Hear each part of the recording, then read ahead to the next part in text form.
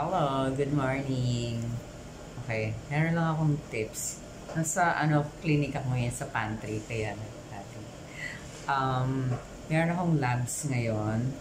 So, itong lab test na to, kailangan ng naka-fasting. So, hindi ako kumain ng mula kagabi ng 10:30. Oo, actually 10 huling kain. Kaya lang mga 10:30, napasubo ako ng walnut. Marupok na tukso. So, napakain. So, ang counting 10:30. Pero at least, minimum of 10 hours. So, 9:30. I think na-extract naman ako, mga 10 na past 10. So, sakto lang, okay lang. Ang tip ko, ang ginawa ko, kasi meron pa akong meron pa akong tests mamayang 12:30. So, ang haba ng hinihintay ko. Ang ginawa ko, dapat yun ang unang pupunta ng 12:30. So, tinansya ko na napakahaba ng fasting hours. Parang papatak na hindi lang 12 hours, papatak. 14 hours, kaya ko yon. Pero sabi ko, parang ang tagal. So, ang ginawa ko, nag-request ako na kung pwede, dumating ng maaga sa clinic. So, yun yung unang tip natin. Pag may magkalayo kayong test, tapos kailangan may fasting na involved, baka yung may fasting na involved, pwedeng agahan. Okay, so 12:30 pa yung sonogram ko. Ni-request ko kung pwedeng 9 gawin na yung labs. Okay, pero nagawa rin namin ng mga past 10 kasi nagpirma-pirma pa. Okay, kaya gabi pa lang, i-compute na po natin yung ilan yung pinaka-late na pwede kang kuha. Huwag naman nating sagarin. Okay, para nakapahinga rin yung katawan natin. Hindi na yung dadigest pa ng gabi kasi sinagad natin hanggang 10 pwede kumain. Okay, tansyahin na po natin basta ma-meet lang natin yung required number of hours ng fasting nila.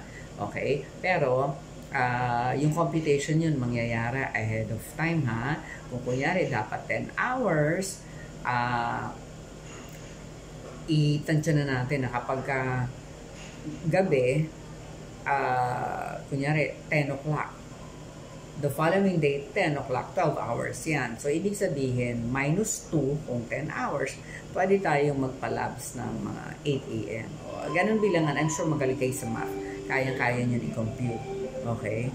Tapos, next na pwede kong na-share is, huwag kayong mahihiyang magpa-schedule.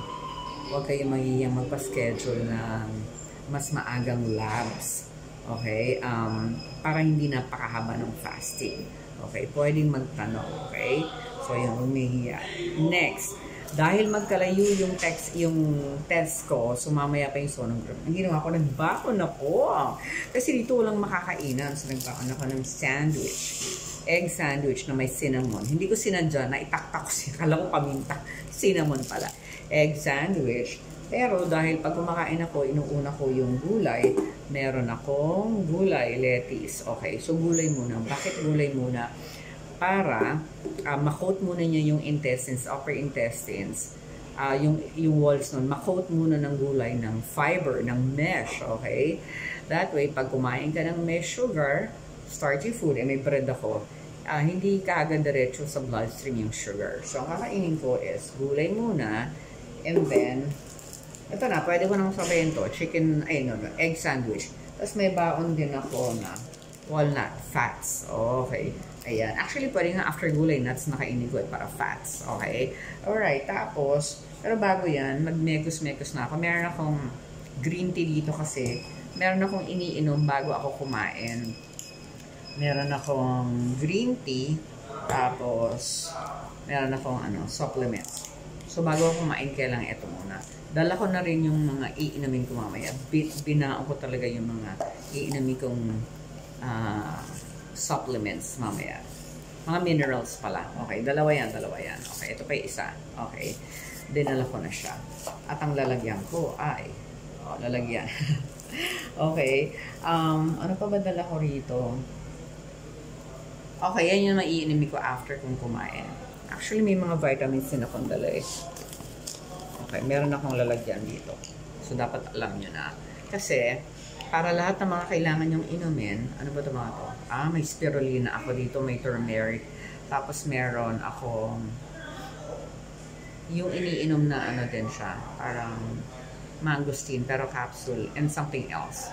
Guyabano, something. Tagal na ko hindi iniinom yan. Alright, so dala ko. That way, hindi ako malilipasan ng gutom. Actually, nung naglalakad ako papunta rito sa clinic, naglakad lang ako galing sa bahay namin. May nadaanan ako, nagtitinda ng food yung sa mga office. O, bumili na ako. O, para pag uwi ko sa bahay, hindi ako gutom na gutom. Kasi definitely, pag uwi ko dyan, mga past, siguro mga alas 2 na, magluluto pa ako. At least may pagkain na ako. Nilagang baka. Pwede akong kumain. Oo naman, minsan-minsan lang naman. Hindi ako laging nagbili. Madalas isda. Okay. Madalas isda, tapos minsan chicken. Okay, tapos vegetables. Kaya okay lang magdilaga. Alright, so, yung mga shinare ko na yan is mga bagay na natutunan ko rin sa mga pagkakamali ko. Kasi minsan yung di gutom na gutom. Tapos wala akong dalawang pagkain, wala akong mabilan, maghahanap pa ako sa labas. So maganda yung may baon na po talaga tayo. Okay, so again, i-schedule na, i-tansyahin na yung scheduling ng fast. Ako may fasting na involved, ilang oras ang kailangan. So, anong oras yung pinaka-last na pwedeng kumain, tapos the following day, anong oras ba yung labs, pwede ba yung mas agahan, basta ma-meet lang yung required number of hours ng fasting. Pwede kung may iba ka pang test, like ako mamaya, meron pa pala akong liver ultrasound and sonogram, baka pwedeng unahin na. So, tatampay na lang ako dito. If you can bring a book or something, ako naman meron naman akong mga ibang mababasa para hindi kayo mainit. And syempre nga, bring na all the things that you need to take, like yung green tea ko with my supplements, and then yung pagkain ko, and then yung mga minerals ko after, ayan, dala-dala ko na. Okay, that way, hindi tayo malilipasan ng gutom. And hinanda ko na rin na pag-uwi ko, meron na akong makakain. Yung hindi yung magluluto pa yung ako. Okay. Hello, ma'am. Hello, merong gwapong dumating. Hi po. Hi, ma'am. Nag-vlog ako for cancer patients. Hi, wow. Hello po. Ano pangalan mo, sir? Melvin po. Nurse ka dito or? Bookkeeper, accounting po. Ayos. Ito si ma'am. Yeah, ito maintenance namin. Sa maintenance, nagpapanatili ng kalinisan nitong clinic. Good morning. Ito pa, vlog natin for cancer patients. Ayan. Thank you. Oo. Ayan. Tapos nakikicrush ako dito sa kanilang pantry. Sa mga mga ate, sa mga staff ko. Nandito ako nagtatago. Okay. So maraming salamat po sa inyong lahat and God bless you all. Okay. Sana po nakatulong itong ating tips para po mas organize pag next time ng blood test tayo, hindi tayo malilipasan ng gutom. Okay? Kasi yung iba maglalakad lang pa uwi, mag-jeep pa para hindi mag-collapse sa daan. Okay, so maraming salamat sa inyong lahat. God bless you all. Stay safe and talagang ipagpatuloy ang pag-aalaga sa kalusugan dahil syempre sa Earth, nag-iisa ka lang. Bye-bye po. Ay, ayaw. Bye-bye.